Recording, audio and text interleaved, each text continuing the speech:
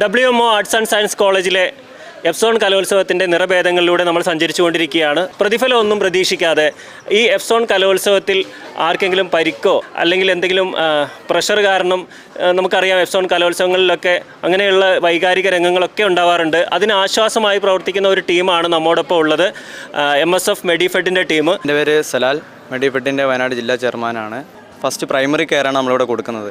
ഒരു സ്റ്റുഡൻറ്റ് പരിപാടി ചെയ്തതിന് ശേഷം തലറങ്ങി വീഴുകയോ അല്ലെങ്കിൽ ഏത് രീതിയിലുള്ള ബ്ലീഡിങ്ങോ അങ്ങനെ എന്തെങ്കിലും കാര്യങ്ങൾ വന്നാൽ ഫസ്റ്റ് എയ്ഡ് കൊടുത്തിട്ട് പെട്ടെന്ന് ഹോസ്പിറ്റലിൽ കൊണ്ടുപോകേണ്ട കേസാണെങ്കിൽ ഹോസ്പിറ്റലിൽ കൊണ്ടുപോവുക. അല്ലാതെ പ്രൈമറി ട്രീറ്റ്മെൻറ്റ് നമ്മളിവിടെ തന്നെ പ്രൊവൈഡ് ചെയ്യുന്നുണ്ട്.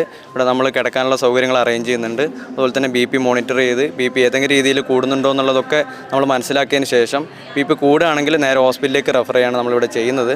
ഞാൻ ഷാമിൽ, ബത്തേരി വിനായകൻ തന്നെ ഫൈനൽ ഇയർ സ്റ്റുഡൻ്റാണ്. നഴ്സിംഗ് വീണ് പോയിട്ടുണ്ടെങ്കിൽ, ഡൗൺ ആയി പോയിട്ടുണ്ടെങ്കിൽ അവരെ പെട്ടെന്ന് നമ്മളാലാവുന്ന വിധത്തിലുള്ള മെഡിക്കൽ സൗകര്യങ്ങൾ ഏർപ്പെടുത്തി എന്താക്കുന്നു അവരെ ശുശ്രൂഷിച്ചെടുക്കുന്നു. അതാണ് ഉദ്ദേശിക്കുന്നത്. ഇനി അതല്ല നമ്മുടെ കയ്യിൽ നിൽക്കില്ല നമുക്ക് തോന്നുകയാണെങ്കിൽ നമുക്കിവിടെ ശാബദങ്ങൾ ഫൗണ്ടേഷൻ ആംബുലൻസ് സൗകര്യമുണ്ട്. നമ്മൾ ഇമ്മീഡിയറ്റ്ലി കൈനാട്ടി അല്ലെങ്കിൽ കൽപ്പറ്റ ഭാഗത്തേക്ക് എന്താക്കും റെഫർ ചെയ്ത് വിടുകയാണ് ചെയ്യുന്നത്.